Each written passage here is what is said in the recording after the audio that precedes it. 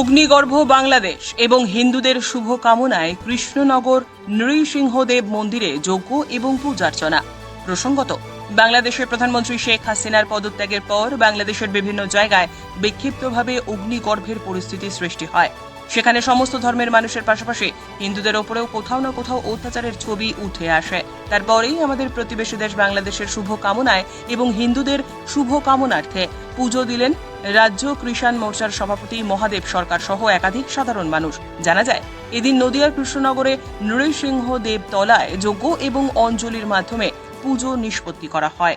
তো 5 তারিখ থেকে বাংলাদেশে যে মৌলবাদী উন্মুক্ত হিংসার বলি হয়েছে, সেখানকার নিরীহ হিন্দুরা সমেত আওয়ামী লীগের বহু মানুষ আজকে বাংলাদেশে নিহত, সেই মানুষদের আত্মার সদ্গতি কামনা এবং বাংলাদেশে অত্যাচারিত হিন্দু তাদের জীবন যাতে শান্তিতে থাকে, সুরক্ষিত হয়, সেই জন্য ভগবান নৃসিংহদেবের কাছে আমরা প্রার্থনা জানাতে এসেছিলাম।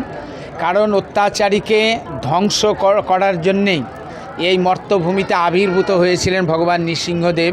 হিরণ্যকশিপু অত্যাচারী ছিলেন, সেই হিরণ্যকশিপুকে হত্যা করে ভক্ত প্রহ্লাদকে তিনি রক্ষা করেছিলেন।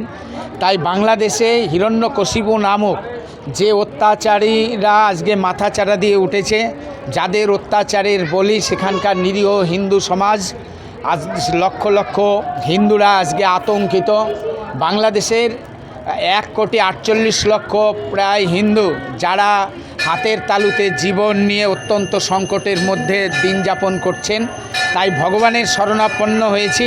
বাংলাদেশের হিন্দুদের ভগবান ভরসা, তাই আমরা ভগবান নৃসিংহদেবের কাছে প্রার্থনা জানাতে এসেছি। যেমনি এই নদিয়ার মাটিতে অদ্বৈত আচার্য সেই সময় প্রার্থনা জানিয়েছিলেন, নদিয়াতে যখন হুসেন শাহর অত্যাচার চলছে, তিনিই প্রথম আহ্বান করেছিলেন ভগবানকে যে দাপরে তুমি কথা দিয়েছিলে, কোথায় তুমি শঙ্খচক্র গদা পদ্মধারী দর্পহারী নারায়ণ। আজকের এই বাংলার মাটিতে তুমি যদি আবির্ভূত না হও, তাহলে বাংলার হিন্দু সমাজ রক্ষা পাবে না। সেদিন অদ্বৈত আচার্যের প্রার্থনায় সাড়া দিয়ে চৈতন্য মহাপ্রভু এখানে আবির্ভূত হয়েছিলেন। কাজী থেকে শুরু করে জগাই মাধাই সকলকে তিনি পরাভূত করে শান্তি স্থাপন করেছিলেন। তাই আমরা নৃসিংহদেবের কাছে আজকে প্রার্থনা জানাতে এসেছি যে এই সংকটময় মুহূর্তে যদি তুমি আবির্ভূত না হও, বাংলাদেশের হিন্দুরা রক্ষা পাবে না, পশ্চিমবঙ্গের হিন্দুরাও আগামী দিনে আক্রান্ত হবে। তাই এই হিন্দু সমাজকে রক্ষা করা, তাদের শান্তি কামনার জন্যেই আজকে এই নৃসিংহদেবের মন্দিরে আমরা এসেছিলাম পুজো দিতে। ব্যুরো রিপোর্ট, উত্তরের প্রহরী।